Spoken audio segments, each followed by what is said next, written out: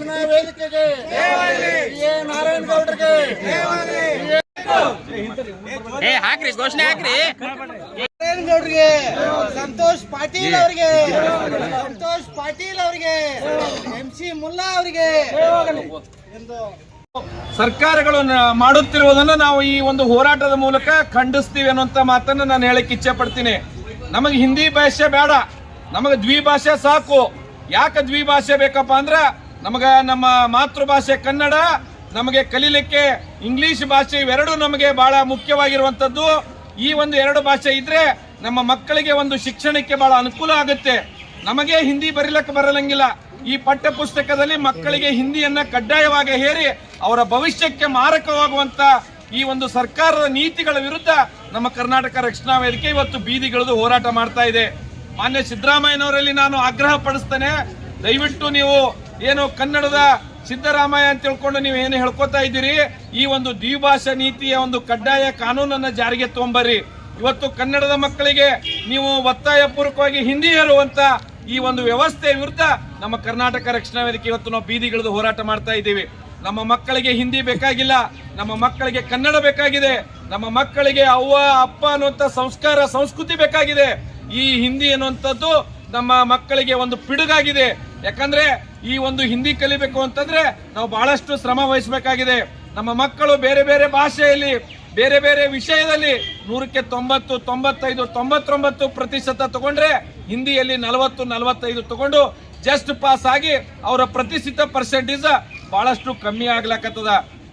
ಆ ಕಾರಣಕ್ಕಾಗಿ ನಮ್ಮ ಮಕ್ಕಳ ಉನ್ನತ ಭವಿಷ್ಯಕ್ಕೋಸ್ಕರ ಈ ಒಂದು ಭಾಷೆಯನ್ನ, ತ್ರಿಭಾಷಾ ಸೂತ್ರವನ್ನ ಈ ರಾಜ್ಯದಿಂದ ಕಿತ್ತುಗಿಬೇಕು ಅನ್ನೋಂಥದ್ದು ನಮ್ಮ ಕರ್ನಾಟಕ ರಕ್ಷಣಾ ವೇದಿಕೆಯ ಮೂಲ ಉದ್ದೇಶ ಆಗಿದೆ.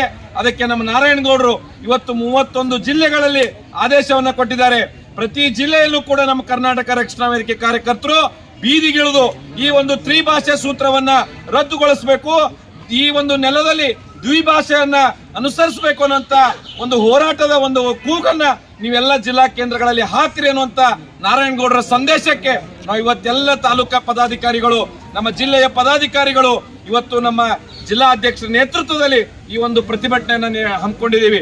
ನಾನು ಮಾನ್ಯ ರಾಜ್ಯ ಸರ್ಕಾರಕ್ಕೆ ಆಗ್ರಹ ಪಡಿಸ್ತೇನೆ, ವಿನಂತಿಯನ್ನ ಮಾಡ್ಕೋತೇನೆ, ಈ ನೆಲದ ಭಾಷೆಯನ್ನ ನಾವೆಲ್ಲರೂ ಕಾಪಾಡ್ಕೋಬೇಕಾಗಿದೆ.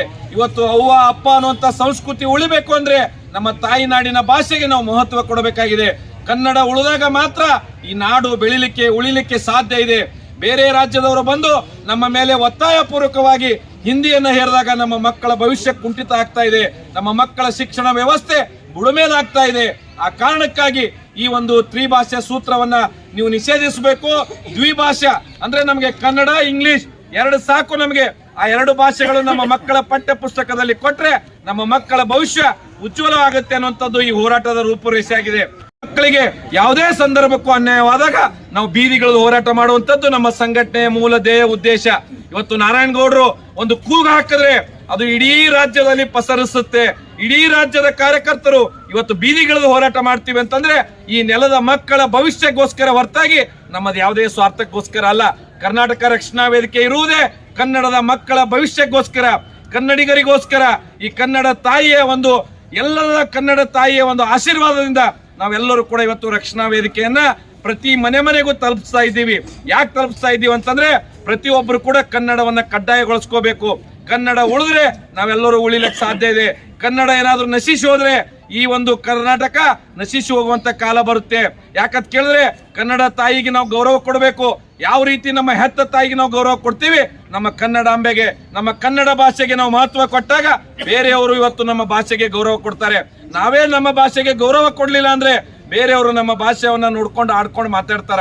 ಆ ಕಾರಣಕ್ಕಾಗಿ ನಾವು ಈ ಒಂದು ದ್ವಿಭಾಷಾ ಸೂತ್ರ ತಂದಾಗ ಮಾತ್ರ ಈ ಒಂದು ನೆಲದಲ್ಲಿ ಕನ್ನಡ ಉಳಿಲಿಕ್ಕೆ ಬೆಳಿಲಿಕ್ಕೆ ಇನ್ನೂ ಜಾಸ್ತಿ ಆಗುತ್ತೆ ಅನ್ನುವಂತ ಮಾತನ್ನ ಈ ಹೋರಾಟ ಸಂದರ್ಭದಲ್ಲಿ ಹೇಳಿ ನನಗೆ ಈ ಹೋರಾಟದಲ್ಲಿ ಮಾತನಾಡಕ್ಕೆ ಅವಕಾಶ ಕೊಟ್ಟಂತ ನನ್ನೆಲ್ಲ ಕರವೇ ಕುಟುಂಬಕ್ಕೆ ನನ್ನ ವಂದನೆಗಳನ್ನು ತಿಳಿಸಿ ನನ್ನ ಮಾತಿಗೆ ವಿರಾಮ ಹೇಳುತ್ತೇನೆ.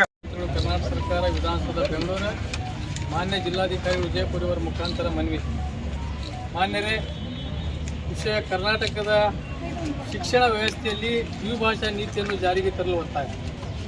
ತಮಗೆ ತಿಳಿದಂತೆ ಕರ್ನಾಟಕ ರಾಜ್ಯದ ಪಠ್ಯಕ್ರಮದಲ್ಲಿ ಸಾಧಾರಣವಾಗಿ ಕನ್ನಡವನ್ನು ಪ್ರಥಮ ಭಾಷೆಯಾಗಿ, ಕನ್ನಡವನ್ನು ದ್ವಿತೀಯ ಭಾಷೆಯಾಗಿ, ಇಂಗ್ಲಿಷನ್ನು ಮತ್ತು ತೃತೀಯ ಭಾಷೆಯಾಗಿ ಹಿಂದಿಯನ್ನು ಕಲಿಸಲಾಗುತ್ತದೆ. ರಾಜ್ಯ ಪಠ್ಯಕ್ರಮದಲ್ಲಿ ಓದುವ ಮಕ್ಕಳು 3ನೇ ಭಾಷೆಯಾಗಿ ಹಿಂದಿ ಕಲಿಯುವುದು ಕಡ್ಡಾಯವಾಗಿದೆ.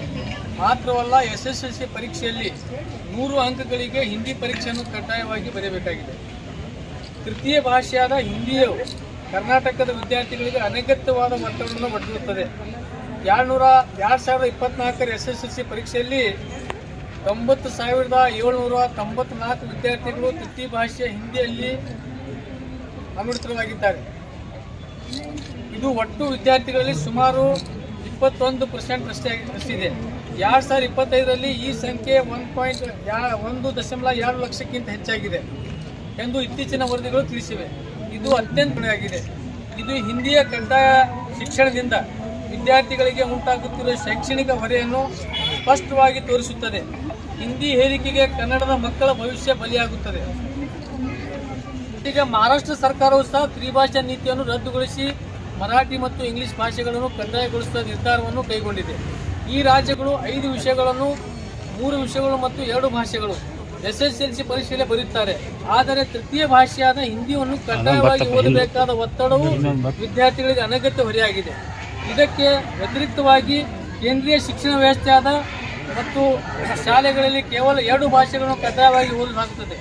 SSLC ಪರೀಕ್ಷೆಯಲ್ಲಿ 2 ಭಾಷೆಗಳಿಗೆ ಮಾತ್ರ ಪರೀಕ್ಷೆಗಳನ್ನು ನಡೆಸಲಾಗುತ್ತದೆ. ಈ ತಾರತಮ್ಯವು ರಾಜ್ಯ ಪಠ್ಯಕ್ರಮದ ವಿದ್ಯಾರ್ಥಿಗಳಿಗೆ ಅನ್ಯಾಯವನ್ನು ಮಾಡುತ್ತದೆ. ಇದರಿಂದಾಗಿ ಕನ್ನಡ ಮಾಧ್ಯಮದ ವಿದ್ಯಾರ್ಥಿಗಳಿಗೆ ವಿಜ್ಞಾನ ಮುಂತಾದ ವಿಷಯಗಳಿಗೆ ಹೆಚ್ಚಿನ ಸಮಯವನ್ನು ನೀಡಲು ಆಗ್ತಾ ಇಲ್ಲ. ಈ ಅಸಮಾನವಾಗಿದೆ. ತೃತೀಯ ಭಾಷೆಯನ್ನು ತೆಗೆದುಹಾಕುವುದರಿಂದ ಸರ್ ಸ್ವಲ್ಪ ಈ ಕಡೆ. ಕರ್ನಾಟಕ ರಕ್ಷಣಾ ವೇದಿಕೆಗೆ ನಾರಾಯಣ ಗೌಡರಿಗೆ